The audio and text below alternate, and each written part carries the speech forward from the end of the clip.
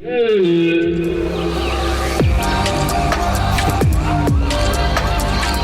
is Word on the Reef, where marine science meets adventure. Join Tanya Murphy and Brett Goodban as we plunge into the wonders of the Great Barrier Reef and explore the mysteries beneath the waves. Good morning, everyone, and welcome to Word on the Reef. I'm your host, diver and marine conservationist Tanya Murphy, and joining me, as always, is Cairns Aquarium's marine educator and fish whisperer, Brett Goodban. Good morning, Tanya. Good morning, everyone. And Tanya doesn't actually know I'm going to do this very quickly, but I just want to say thank you to everybody. We hit 1,000 followers on Instagram. Woohoo. Yay, look at us go. Thanks, everyone. And as Tanya's co-host, who walks in here every Friday and a script is in front of me with all of her hard work that she puts in during the week while I stand at the aquarium and talk to fish all day. We can't do it without Tanya. She does an amazing job. Thank you so much, buddy. And anyone out there that wants to support the show to help us and our hard work would be really appreciated. But thanks for your work. Yes, thank you so much to our 1,000 Instagram followers. Yes. I think that's pretty good. That's pretty good for us. Less than a year since we started our radio show. Yeah. And yeah, thanks to you, Brett, for always being my buddy on air. Oh, well, I love it. So, Brett, when was the last time you visited an art gallery? Probably the last time I went diving. Oh, that was a while ago, hey? Mm-hmm. For any listeners that aren't familiar, do you want to explain that? Which bit? The not diving bit? Yeah. Oh, it's a story for a different episode. Yeah, well, the stars will align again and I will get back down there. Yes. So basically, long story short, it was a long time since you've visited an art gallery. It is, yes. I mean, I suppose standing around staring at fish all day is kind of a form of art that you admire at the aquarium. And a moving art gallery every day, so I can't complain. I love it. But how about an underwater art gallery? That's right. Today we're diving into the story of the Museum of Underwater Art, located right here on the Great Barrier Reef. We'll also be chatting about some upcoming opportunities for people to volunteer in citizen science. No experience necessary, just a love of the ocean and the ability to swim or snorkel. Stick around to find out how you can get involved. But first, just a quick update on last week's toxic spill. Yes. Around 10,000 litres of kerosene and bitumen leaked into the Cairns Trinity Inlet from an asphalt factory owned by Boral Australia. And I've had so many people reach out offering to help with cleanup efforts. Thank you to everyone who's contacted me. Myself and Shannon from the Cairns and Far North Environment Centre's Mangrove Watch program met with representatives from the Department of Environment yesterday to find out what's being done and if there's any ways that the community can assist. One of the points raised was community health, because when we visited the site with a volunteer last weekend, we met a few people fishing who had no idea that the spill had occurred in that area and that they shouldn't be fishing in that area. So after we shared that feedback, the department confirmed they'll increase the signage around the area to warn people not to fish there. Another point raised was the progress of the cleanup. For me, it was pretty confronting when I visited the inlet in the early days after the spill, because there were still blobs of bitumen on the mud sticking to boats, and there's even a poor pelican out there wandering about with bitumen stuck to it. They haven't managed to catch it, but he or she, the pelican, is still surviving, so hopefully he or she is okay. Wow. But since then, the department has assured me that they've done more cleaning, they've cleaned up as much of the pollution as possible, they've returned for daily checks, which is really good to hear. Unfortunately, a lot of the bitumen has now hardened onto mangrove roots and can't be removed anymore without damaging the plants themselves. So for now, the advice is that there's nothing more that we can do, except there are opportunities for volunteers to help monitor mangroves over time, for example, through the Mangrove Watch program. And we'll keep you updated on that. We've got Shannon from Mangrove Watch joining us on the show in November to explain how you can get involved with Mangrove Watch. And another thing the Department of Environment explained was we're actually lucky the spill happened at high tide, because most of the bitumen stuck to the upper roots of the mangroves. Yeah, good. Yeah. If it had been low tide, it would have settled into the mud, potentially suffocating crabs and other animals that live there and just getting all stuck down in the mud. So the harm from this spill could have been much greater, though, if it wasn't for the luck of the tides, and that's why it should be treated seriously. The department has confirmed that the incident is under investigation, but it could take up to a year. So we'll be keeping a close eye on that and letting you know what consequences Boral might face for this environmental disaster. Yep. But now, back to the main topic of our show today, which is about empowering everyday people to be part of the solution for the Great Barrier Reef. And to learn more about that, we're going to take a trip down to Townsville, located about 4 hours drive south of Cairns, to meet James Cook University Adjunct Associate Professor Dr. Adam Smith. He's the founder and CEO of Reef Ecologic, a Townsville-based company and social enterprise that provides research, monitoring and citizen science projects and much more on the Great Barrier Reef. Dr. Smith has written over 100 scientific papers, books and reports, and in his spare time he's also a keen scuba diver, freediver and kayaker. Wow. Yes. That's a resume. Good morning, Dr. Smith. Welcome to Word on the Reef. And very good morning to you, Tanya and Brett. I am delighted to be here. Yeah, this is going to be fantastic. Thank you for coming on the show. Yes, great to have you on the show. Yep. Yes, I understand you have a question for us to start off with. Is that right? I do. Oh, gee. On complicated introduction, so let's keep it simple. I'm keen to learn a bit about you guys. 3 words to describe yourself and your favourite marine species. Let's hear from Brett first. Oh, me first. Geez, it took me a bit to work this out. So I've gone with humorous, passionate and straightforward. And my favourite shark is the shark, elasmobranch great white shark, for sure, the boss. Right? Yep. And, okay, I didn't actually prepare for this. I was busy reading the weather, etc. Okay, I will say nerdy, talkative. Yeah, I should have used that. We both. Yeah, we don't mind chatting. And... oh, I don't know. I think I'm quite humorous as well. Sorry, I'm stealing yours, Brett. It's all right. Favourite marine animal? I feel like I'm betraying any animal if I don't choose it because I love them all. I'm just going to say sea snake. Sea snake? Yeah. Wow. You don't see them very often. And no, olives are my favourite. They're just so pretty. Okay, and to introduce myself the same way, I would go freediver, scientist, communicator, and my favourite species is a pelagic one, the Indo-Pacific sailfish. Oh, wow, that's fancy. Sailfish. Yeah. That's sort of a really large pelagic fish. They swim really fast. Aren't they one of the fastest swimming fish? Yeah, fast-growing. They're a bit of a hunter. They live in the blue water. So, yeah, I have seen them freediving, so I guess I'd like to see another one. Wow. Okay, that was a perfect introduction, Adam. So before we dive into some of the awesome projects that you're leading, let's rewind a bit. Tell us a bit more about your background, where you come from and how you ended up where you are today. Okay. Well, I was born in Sydney over 60 years ago, so I'm an older marine scientist. Grew up by the beach, always interested in the surf, a bit of fishing.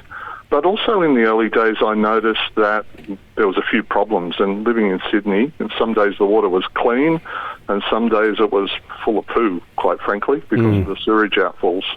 So early on, I was fascinated by nature, but also knew that humans were great, but they also had the potential to create problems.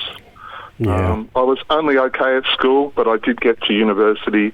I did a marine biology degree at University of New South Wales. And as I went through the degree, it got more and more specific, and I actually became a better student. I did an honours project on yellowtail kingfish. Then my first job was with New South Wales Fisheries out at Cronulla, doing research on pelagic fish. I then moved into other short-term jobs, including environmental consulting, had the opportunity to start a PhD looking at one of my big issues, which was impact of sewage outfalls on fish, which was quite fascinating. Did that for a few years, worked in management. Brett, you'll be interested to know I helped protect the great white shark in New South Wales. Yep. Wow. How did you do that? Yes. Well, I was working in management in the days when marine protected areas and protected species were, in their embryonic stages. And there was a bit of discussion about what was happening globally in South Africa. So, yeah, we worked with game fishers, conservationists in the community, did some consultation. And New South Wales was the first to protect the great white shark. We'd already protected the grey nurse shark before then. So it was a risk assessment approach. Yeah, it passed. And then after that, well, we're still in last century, by the way, 1999, I saw a job application with the Great Barrier Reef Marine Park Authority. And I guess that's every young boy or young girl's dream, to work on the Great Barrier Reef making a difference. So I applied, and I did that job for 15 years. Wow. So I might just stop now. Wow, that's a really great resume. During your time at the Marine Park Authority, you spent a lot of time assessing environmental incidents, I understand. What sort of incidents are we talking about? Yeah, look, I had a big job. It was called Director of Environmental Assessment and Management, and we worked across a whole range of different industries, from tourism to research to defence to ports to shipping. And some things were predictable and some were unpredictable. And some of the more interesting ones were interesting but also very confronting, were when large ships hit the reef. And you had one-off cans that hit Sudbury Reef. What was that called, and when was that? Might have been before That was the Bunga Teratai Satu. It was over 20 years ago. Yeah, I remember that. It left a lot of contaminants, tributyl tin, or the anti-fouling paint. Oh, no. Yeah. We had scientists working with the community trying to understand how big an issue it was, and to clean it up, and to work with the shipping industry to make sure it didn't happen again. So it was an interesting process, data-driven, but had some good outcomes. Well, that's good. Yes, I've dived at Sudbury Cay and Sudbury Reef. It's a beautiful reef today. I would not have guessed that it had been through that, but I guess it was a while ago, and there must have been a lot of remedial efforts since then. Any other interesting ones? I mean, you mentioned that you're an expert on sewerage, and of all the threats that we've discussed on this show, that's one that we haven't really... We haven't covered that yet, no. No. Yeah, look, sewerage, pretty interesting, I guess. I did do an audit. I had an offer from our water quality team. Hey, Adam, you're pretty new to the organisation. Would you like to visit all the islands in the Whitsundays? And I thought, oh, yeah, great. We're going to do an audit of the sewage outfalls. Some of them were primary treatment, some of them were secondary, some of them were tertiary, but we dived them all, we documented. And then what you do in management is you also try for continuous improvement, and to see if they can either improve the treatment so it has less impact on the marine life, or perhaps even not even discharge at all. So it started a conversation, which again had some good outcomes for the reef and its stakeholders. Wow, I just want to thank you for the sacrifices you made diving in sewerage-laden areas to help protect the reef. Do you think there's been a lot of recovery since that research, and maybe some reforms might have been made to reduce the impacts of resorts' sewerage? Yeah, look, I think resorts are really great. They pride themselves on their sustainability. They do work closely with government and the community, and if a problem is identified, then they will try and seek, ultimately, best practice outcomes for the environment and for their stakeholders. That was a good outcome, but you probably know, or you may not know, that there's still some sewage going into the marine park from a lot of the vessels that go up and down on the reef. They're still allowed to discharge, but not close to the reef. Yeah, that's right. Yep. They call it walking the dog when you take the boat away from the reef to drop off. Yeah. I remember it very well, being on liveaboards well over 20 years ago, actually. That is actually a whole topic in itself. Is there anything more that you want to say on it, Dr. Smith? No, but just, it's important to talk about some of these things that a lot of people don't talk about, and then work out if they're significant or not. And then maybe someone passionate will go, well, I'm going to fix that. I'm going to start a conversation and have a meeting and see what we can do. And I guess maybe there's a listener out there that is passionate about doing a small thing that's positive for the reef, and there's a project. Yeah, well, some boats do get their sewage picked up when they get back to land. So I know that is one thing that some boats do, but I just don't think that all of them do that. So maybe that is definitely is a separate conversation. Yeah.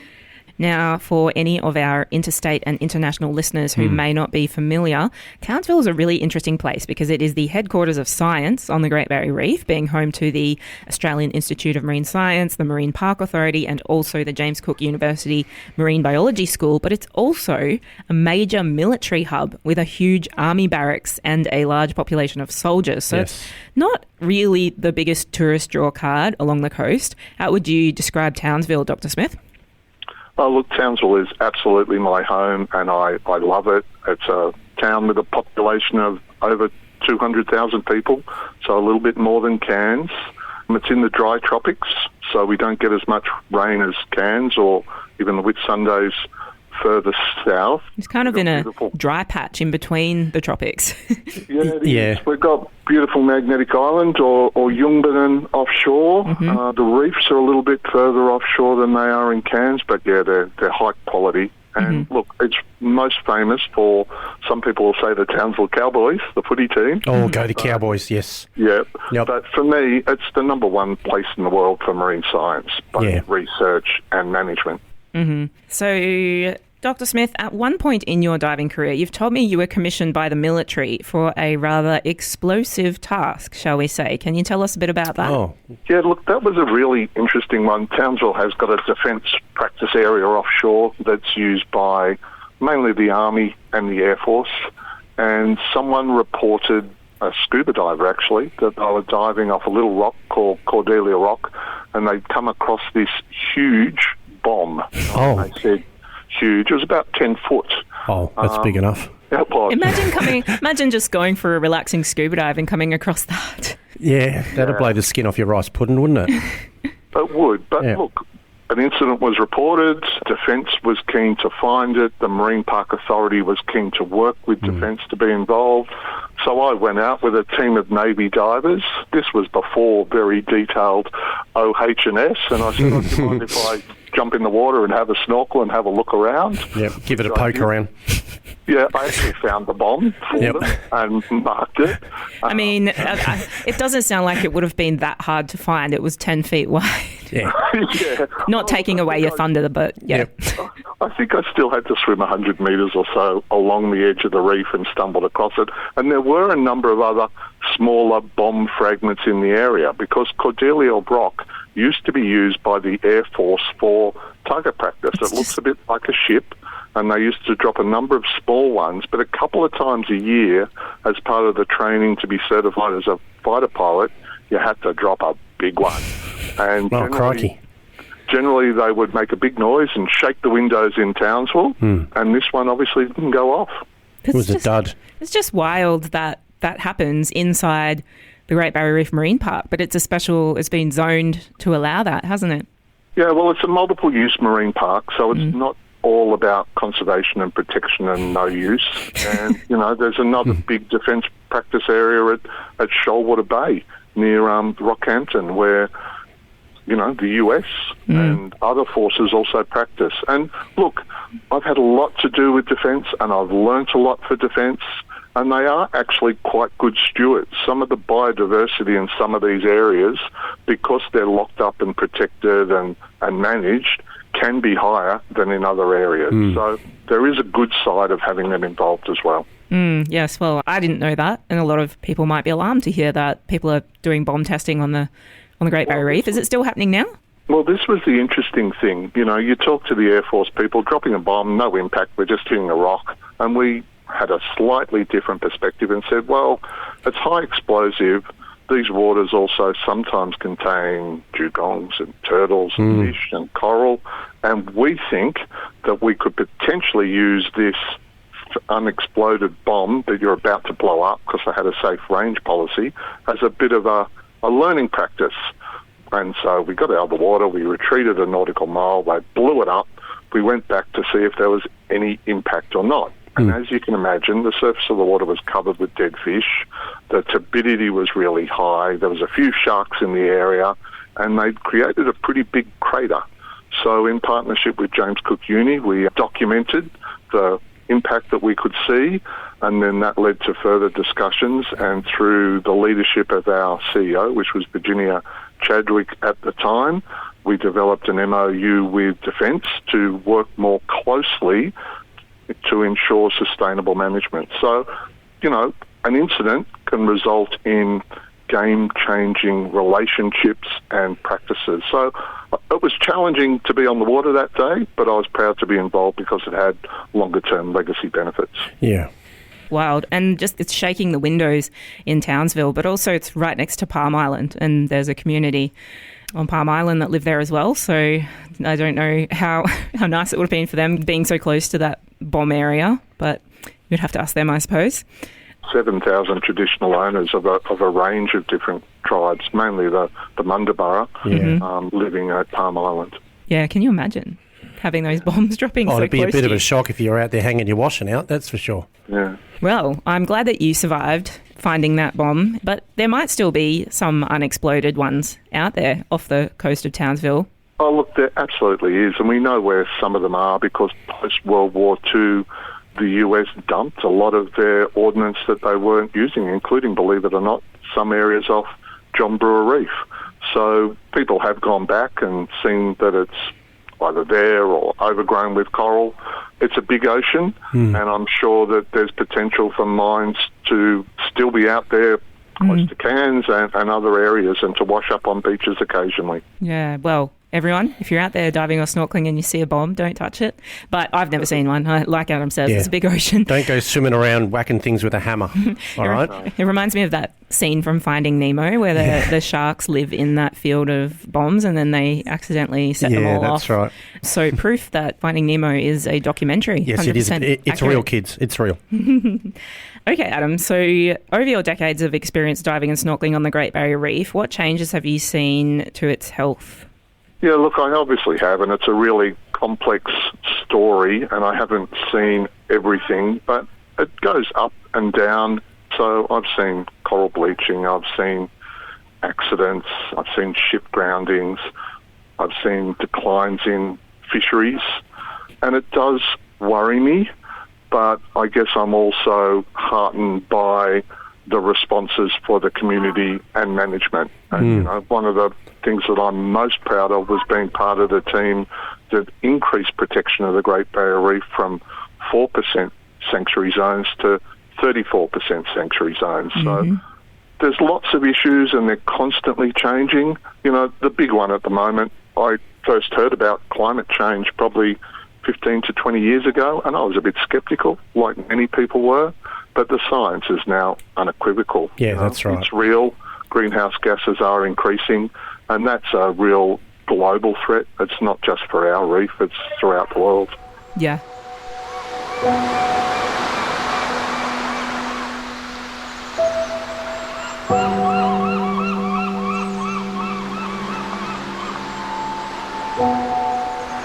We've actually recently had another Dr. Smith, Dr. Tim Smith from JCU Tropwater on our show, and he was telling us how he is planting seagrass near Cairns to restore the meadows destroyed by floods. But beautiful Magnetic Island off the coast of Townsville has actually suffered the opposite problem, a seaweed overgrowth. So, Dr. Adam Smith, can you tell us about the project you ran to tackle that problem? Yes. Certainly. This one started about 10 years ago, fairly soon after I left the Great Barrier Reef Marine Park Authority, but I was still on the local Marine Advisory Committee where the community advises the marine park. And it was also right at the start of the discussions about reef restoration. Before then, we never talked about it. They did it in other countries. We had a great reef. We didn't need to restore it. It would recover naturally. But we were starting to see some changes, and there was an appetite for some small-scale projects just to test the concept, see what was possible. Anyway, first of all, we had to go through a permit application process to remove the seaweed involving marine parks, Queensland fisheries, etc., which was successful. And the design was to manually remove some seaweed from some plots and compare it to areas where the seaweed was still growing to test whether that could improve coral recovery or growth. Right. And the ultimate answer was, yes, it was good news, and that project is still going in a partnership with James Cook University and Earthwatch, and has involved some great scientists, including Professor Peter Harrison from Southern Cross Uni. So, one little idea can have some catalytic benefits. Yeah. We did this on a shoestring where we had international students coming to have a look at the reef, but we said, would you like to do something positive? Can we give you a bit of a training? Can we give you the right equipment? would you be interested in removing a bit of seaweed? And then we also use that seaweed for what we thought were positive benefits, donating it to the local school for fertiliser. We even tried eating it as well. Have you ever thought of eating sargassum? No, it's not my cup of tea. Interesting to say that. You can make sargassum tea, but we also made sargassum fritters. They weren't great. But, maybe you just need to work on the recipe. Yeah. Maybe, yeah. So, look, lots of innovative thinking, good projects still going. That's the take-home message. Yeah, I understand when you removed all this overgrown seaweed, that when you were thinking of what to do with it, I think, did you say you ended up composting it? Composting it, yeah, with the local schools. So that also taught them about the linkages with the reef and benefits, and including, growing some vegetables. Yep. Yeah. And the veggies would have loved it too. Yeah. Yeah. Well, yeah, I know they sell seaweed product as fertiliser. Sea salt. Yeah. Sea salt, I think it's got the fish oil and seaweed in it, and the veggies go nuts. Yeah. Well, that was a long time ago. The other one you've probably heard about, and you might even want to get someone to talk on a future program, the red sea plume, Asparagopsis taxiformis. You know, the one that they're feeding cattle now to reduce methane? Oh, We've yes, also done heard some about projects that. on that at Magnetic Island as well. Oh, okay. Well, I'll talk to you off air to get the contact details, and we'll lock talk to that them. in. Yes, Climate Solutions in Seaweed. They're big carbon sequesters, and they've got some other uses as well. But yeah, so I find it quite meditative weeding my garden, pulling out the weeds. And do you? Yeah. You need another form of meditation, mate. I couldn't think of anything worse. Well, how would you feel about pulling up weeds out of the ocean to make I'm okay with that. more space for corals? Yeah, I'm okay with that. Yeah. Yep. Yeah, so I think that was a really good citizen science project in that you got the international students involved as well. So there was that willing participants to help with the seaweed overgrowth. And yeah, good to hear that it has continued and had a good impact. Any clues as to what causes that seaweed overgrowth? Look, it's a combination of things. It could be related to water quality. It could be related to rising temperature.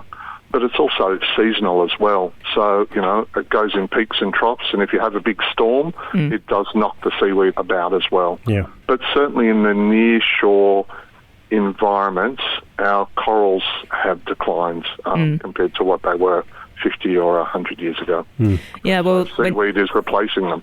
Yeah, so when corals bleach and die, if the seaweed quickly grows over them, then the spawned larvae of the corals can't find a hard place to land because there's just too much seaweed there. So that's why our grazing fish, like our wrasse and parrotfish, are so important, because they will actually do the job for us by coming along and eating a lot of that seaweed, creating bare patches for the lawn mowing. Yes, the lawnmowers creates the bare patches for the baby corals to land and grow. But when it's sort of nature's out of balance, humans can come and give it a helping hand by the sounds of it. So it's a great project, Dr. Smith. So another awesome citizen science project that you led was with a cruise company, Coral Expeditions. Can you tell us about that?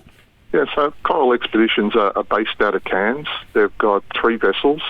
They started off doing trips just in the Great Barrier Reef, but they've expanded to the Kimberleys and the West Coast and even internationally.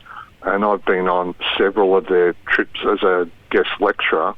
And to me, it's all about people, right? It's great to do your monitoring of coral or seaweed or fish, but I think we have much more traction as scientists if you can do that with a large number of passionate people, because you can have conversations. You can possibly even change their lives. They can become much more caring about the reef, more sustainable. So I love the opportunity to go on trips, explore new areas, talk to people, teach them something, and then I learn something from them as well. And Coral Expeditions does it better than just about anyone else. So really proud to work with them. And are they still doing it? Oh, yeah. Yeah, they're doing trips in the Great Barrier Reef. They do 7-day trips there. But they have special expeditions. Like, you can book on a sort of like a normal expedition, or you can book on one that is a science expedition, right? That's absolutely correct. Yeah, they have guest lecturers that look at minke whales or manta rays or turtles. The trip we did, we went not only in the Great Barrier Reef, but but out into the coral sea as well, and did a comparison between the marine life in those two marine parks. So, yeah, I highly rate coral expeditions. So any listeners out there from anywhere in the world, if you want to do an amazing cruise on the Great Barrier Reef, but also participate in science and have world-leading experts like Dr. Smith and others on board to give lectures and teach you how to help with, collecting data on that mission, then this sounds like one of the perfect options. And I know there's quite a few tourism operators that allow the customers to get involved in citizen science. But yeah, this sounds like one of the really great ones. Yeah, it is. Yeah, and that's the primary thing that we do at work as well, is we're connecting thousands and thousands of people each week in our shows, ranging from all ages, and being able to change their perspective on the reef and how they can look after it, and learning as much as they can. And anyone can do it. Like, I get people that are 80 years old that walk up to me and go, "Thank you so much for explaining coral to me, because I had no idea, so now I'll change this." It's so powerful. And Brett, you'll be pleased to know that when I did do this expedition in 2023, I had 6 other guest lecturers. The first thing we did is I took them all to the Cairns Aquarium. Oh, nice. We went through that before we even got on board. Oh, just brilliant. To have a look at what you've got and ask a few questions. And you've got some great interpreters there giving talks and presentations as well. Yeah, I'm the education trainer there, so I make sure that they're all up to speed, and it's really important to be able to connect all walks of life with the reef. We want people to leave there just learning something they didn't know, and at least fall in love with an animal, because then they care about it. It just makes a big difference. Yeah, it sure does. Yeah, through visiting and connecting, that's how lives are changed. So we've talked extensively on this show about the importance of tourism and the role that they're playing in educating people and igniting people's passions and empowering people to help the reef. So any of listeners out there that haven't been to the reef or haven't been in a while, come check it out and get involved in all of this stuff. Now, Dr. Smith, can you tell us about the Museum of Underwater Art? Oh, yes. Where is it? What is it? And why was it created? Yeah, this is also an interesting one. Where it is John Brewer Reef, which is 40 nautical miles offshore Townsville. That's where the main underwater structure is, called the Coral Greenhouse. But there is also a sculpture on the strand in Townsville called the Ocean Siren that changes colour according to water temperature and teaches people about climate change and so forth. Yeah, it's visible to everyone. So that's where it is. What it is it's an idea to try and get people thinking about the reef and their role in it. It's all about reef conversations and to try and not just reach tens or hundreds of people, but to reach millions of people. And why it was created, well, we had a training course here in Townsville and invited people from throughout the world. And there was a guy from Mexico who had done a similar underwater museum there called Musa. And it was successful on a number of fronts. It was successful for tourism, obviously, but it also resulted in people not damaging the coral reef. So it also had some benefits for the reef. And look, if you can combine art and science, you can reach a lot more people than if you just have science. So we thought it was an interesting idea. We raised it with the community. The community were pretty excited because Townsville wasn't really known as a big marine tourism town. Normally that's Cairns or Port Douglas or the Whitsundays. But we were keen to do something a bit different, particularly with education and also tapping into culture a lot more. So the Museum of Underwater Art has got a big component of trying to engage with traditional owners, sharing their stories, as well as boosting citizen science. So I'll just stop there because I'm sure you've got some questions. It sounds a bit bizarre. I'm just really successful. I'm just absolutely blown away, that idea of having that sculpture on the waterfront that shows the temperature. What a brilliant idea. We need that in Cairns, where we can have a big sculpture with... Well, they need one in the middle of Parliament House in Canberra, actually. Right on top where the flag is. Yeah. Like heat tolerance level for coral, 29 degrees, and then have a graph saying this is the temperature out there so people can visually see what's going on without having to go out there. You've got a great sculpture in Cairns by a traditional owner, Brian Robinson, who worked with the Citizens of the Reef crew. And I love looking at that. And that was actually before us doing the Museum of Underwater Art, and maybe that even inspired us to have a go. Yeah. So, you should be proud of what you got, but come and have a look at ours as well. Yeah, definitely. So if anyone wants to see the Museum of Underwater Art, there's many different tourism boats that will take you out to John Brewer Reef. You can dive on it, or you can see it as a snorkeler, because apparently it is shallow enough. I haven't been, but it is shallow enough that you can see it as a snorkeler or by duck diving down.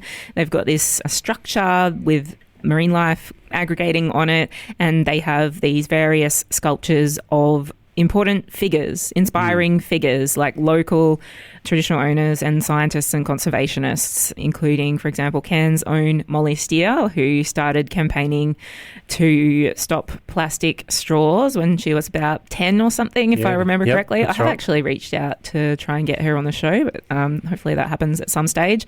And so she's one of them. And then they've got various other reef heroes depicted in these underwater sculptures. So it sounds like a really cool place to visit. How many people have visited the Museum of Underwater Art? Do you know, Dr. Smith? The commercial tourism operators take around 4,000 to 5,000 a year, and then there's also a number of people that go out on their own recreational boats or yachts. So it's reasonably popular, but, it's also weather dependent. It's a long way to go, and the local operator generally goes 3 days a week. Yeah, and I've seen the photos. You've also had the Australian Olympic synchronised swimming team, or what's now known as, I can't remember what the sport's called now, artistic swimming team. Yes, anyway, there's a beautiful photo. You're looking at me as if I would know. And I'm just sitting here going, don't look at me, I don't have a clue. You're into sports, aren't you, Brett? Well, I am, but synchronised swimming isn't really on the top of my list, surprisingly. Well, it's beautiful. It's synchronised diving, yes. Underwater ballet dancers looking just gorgeous, getting a photo next to this underwater art. And it's actually on the list of Australia's top 50 dives, which is a topic that we're going to be talking about on next week's show. Yep. So add it to your list, everyone, if you haven't seen it, and see how art can combine with science and inspire knowledge. And it is the largest underwater art installation in the Southern Hemisphere, and I think it has a world record, doesn't it, Dr. Smith? Yeah, it sure does. Yeah, it's ticked a lot of boxes, and it is something that everyone should do, whether they're a snorkeler or a scuba diver. The art's great, but the reef around it is also spectacular. We're going to have to go out there. Yeah. Yeah, coral biodiversity and fish life. Yeah, and then it's the only underwater art installation on the Great Barrier Reef. Not quite true. There's another one in the Whitsundays called the Nauru Underwater Art Sea Trail. There's a giant turtle, Maori wrasse, manta rays, etc. You might have to do a future story on that one. That one actually preceded the Museum of Underwater Art, and it was put in with the tourism industry post-Cyclone Debbie, as well as a bit of coral restoration work. And again, we were part of that too. All right, well, we've only got 10 minutes left, and there's still lots more projects that you do, which I want to tell people about. So I'm going to zoom ahead to talk about the Great Southern Bio Blitz that's coming up from the 24th to 27th of October. Can you tell us about that? Yeah, so this is Southern Hemisphere wide, and it's using a tool called iNaturalist, which was developed by a couple of American master's students. It's really popular. I think there's been well over 200 million observations. The way it works is if you've got a camera, you take a photo, you upload it to the app through artificial intelligence and peer support from experts. You get a species identification. Little fun thing you can do, Tanya, you can take a photo of Brett to check if he's human as well, too. See if the AI will... That's debatable. We might discover he actually is a fish. Yeah, he might. Yeah, please don't expose me. Brettius Goodbanius Maximus. There.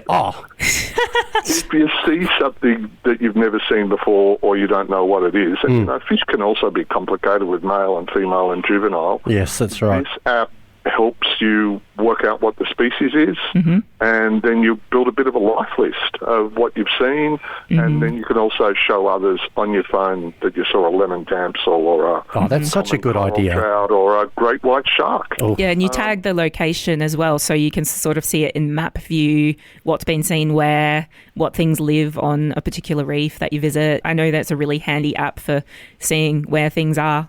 Absolutely, and they have these events, and Great Southern Bio Blitz is a global event on the 24th to the 27th of October, and it's a good excuse for the family to say, well, let's go to the reef, let's go to the island, let's take a few photos, let's be part of BioBlitz, and we can also look and see who else has loaded what in other countries or other cities. Maybe we need to have a competition between Townsville and Cairns. Yeah, because you can that's a challenge. You can make teams on the app, so you can have a bit of a competition of who can upload the most different species and things like that, can't you? Yeah, you can. So, look, I think it's a great tool to boost your knowledge of marine life, contribute to citizen science, and more this data is also being used by managers, for education and report cards and status of reef or discovery. So, yeah, that's a great tool. It's really important as future years go on to be able to look back and see if the biodiversity has changed. Like, oh, they used to find this fish here, but now there's less sightings or maybe more, So it really does contribute over time to upload your pictures and show what you're seeing in different areas. And it's for fish, it's for everything. It's even for land things, insects, birds, pretty much anything alive. You can take a photo of, upload it, and just have a whole album showing all the cool things that you found, and people will identify them, and then it's available open source for anyone else that wants to know what species are in that area as well, right? Yeah. Absolutely. And this is work with a few dive companies to put together little educational handouts or field guides. So for the Yongala, for example, there's a few interesting fish there that you don't see on a lot of other dives, a lot of big pelagics and snappers, and that helps people to understand, just how diverse and different some sites can be. Yeah, that's right. And it's also, this is that message that we keep getting every week with our incredible guests, isn't it, Tanya, that it's that it can be anybody to help. When you don't need to be a scientist, you don't need to have this level. Everybody can do it. Yeah. Everybody. And you'll learn a lot just by observation. Yep, that's right. So if anyone out there, even if you're in a different country, you can't come and participate on the Great Barrier Reef anytime soon, download iNaturalist. We're not sponsored by them or anything, but it is just a tool that is handy for citizen science. So give it a go. Go out in your backyard, find an insect, take a picture of it, upload it, and see what it's identified as.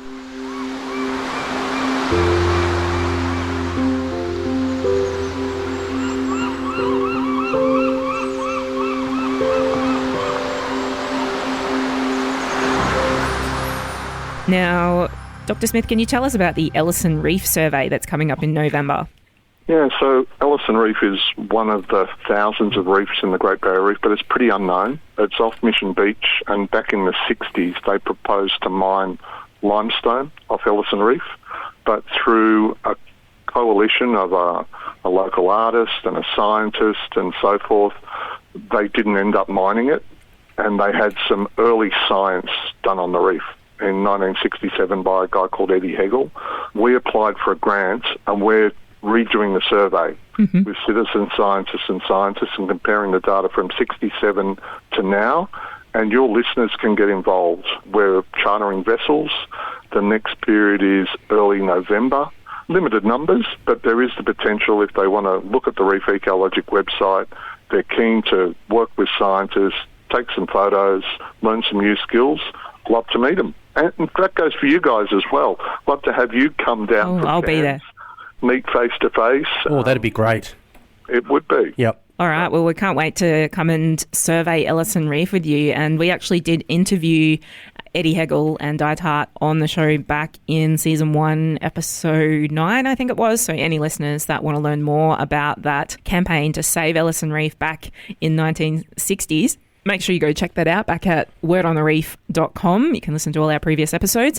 And yeah, that was a really great example of art and science coming together, because you had the poet Judith Wright, you had the artist John Buste, and then you had the science student Eddie Hegel, and many other people all coming together using their different skills, which was surveying Ellison Reef, getting the scientific data, but then also using the writing skills, the art skills, the communication skills to raise awareness about the life on Ellison Reef. And through that, they actually won the campaign, which stopped the coral mining on Ellison Reef. It's a really great success story of environmental victory. So make sure you learn more about it, but also come and join the survey 60 years on, pretty much, 58 years on from the original Ellison Reef survey, and we can see what's changed in that nearly 60 years. And to get involved, just go to the Reef Ecologic website. So, Adam, where can people head to find out more about Reef Ecologic?